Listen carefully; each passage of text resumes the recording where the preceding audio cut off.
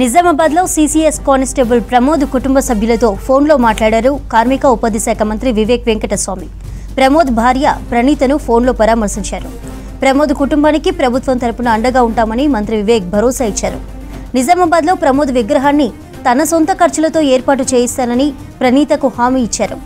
ఇటీవల రియాజ్ అనే వ్యక్తి దాడిలో సీసీఎస్ కానిస్టేబుల్ ప్రమోద్ హత్యకు గురయ్యాడు.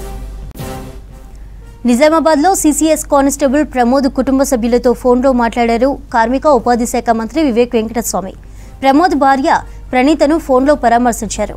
ప్రమోద్ కుటుంబానికి ప్రభుత్వం తరపున అండగా ఉంటామని మంత్రి వివేక్ భరోసా ఇచ్చారు.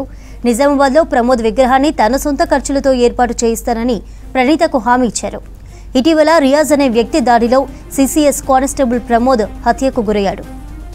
గౌరవ మంత్రి గారు వివేక్ గారు కూడా మాట్లాడి మా కుటుంబానికి అండగా ఉండి ఉంటామని భరోసా ఇచ్చారు. ప్రమోద్ కుమార్ విగ్రహాన్ని కూడా ఏర్పాటు చేస్తాం సొంత ఖర్చులతో అని హామీ ఇచ్చారు.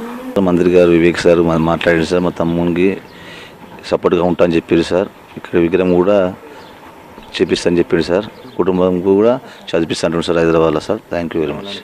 సోదరుడు ప్రమోద్ మొన్న ఏదైతే హత్యకు గురైందో వారికి సంతాపం తెలియడానికి గౌరవ మంత్రివర్యులు మాట్లాడడం జరిగింది.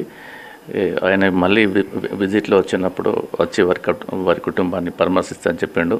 ఏదేమైనా ప్రమోదం తీసుకురాలేము కానీ వారి కుటుంబాన్ని మరి అన్నింటిలో కూడా మోరల్ సపోర్ట్ ఇవ్వాల్సిన బాధ్యత ఉంది. కాబట్టి మేమందరం కూడా మా కుటుంబ సభ్యునిగా భావించి వారికి ఎప్పుడు మేము ఎల్లవేళలా సపోర్టింగ్గా ఉంటాం. గౌరవ మంత్రివర్యులు కూడా చెప్పాడు కాబట్టి వారి విగ్రహాన్ని పెట్టడానికి కూడా తన సొంత ఖర్చులతో కూడా నేను విగ్రహానికి మరి పెట్టిస్తాను మరి ఇక్కడ చెప్పడం జరిగింది. ఎందుకంటే మా రైల్వే కమాన్ ఏరియాలో ప్రమోద్ అంటే అందరికీ సుపరిచితుడు.